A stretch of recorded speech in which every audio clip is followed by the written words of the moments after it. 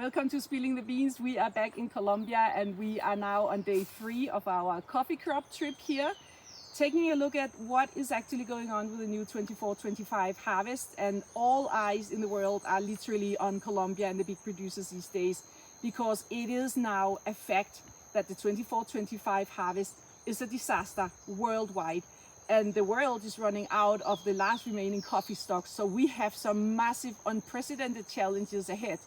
The good news from Colombia is we are definitely seeing some recovery from the last 3 to 4 years of very, very heavily batted crops. Some regions had La Nina weather, lot of rain, up to double or triple the amounts of normal rain, and also colder weather and more cloudy weather, and that does not allow for the trees to have enough sun exposure to have photosynthesis and produce well. Other regions have had both La Nina and in between still have had droughts of 4, 5 to 6 weeks or even more in some regions. And all of that obviously makes it very complicated for coffee and for growers to get their coffee crops to survive and recover. So what we're seeing here is the flowering for the second harvest in Colombia, which is called the Michaca. And as we can see, we're only just having the flowering now, so it's going to be a few more months until we know how much of that really will make fruit set.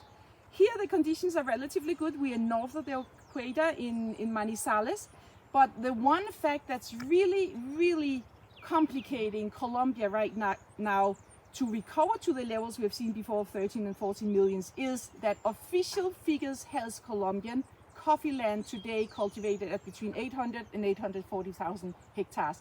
That is over 15% less, 1-5, than just a few years ago, where there was more than 1 million hectares of coffee planted and in cultivation. So obviously with such a huge decrease in land, it is impossible that Colombia can reach a potential of more than about 12 million bags.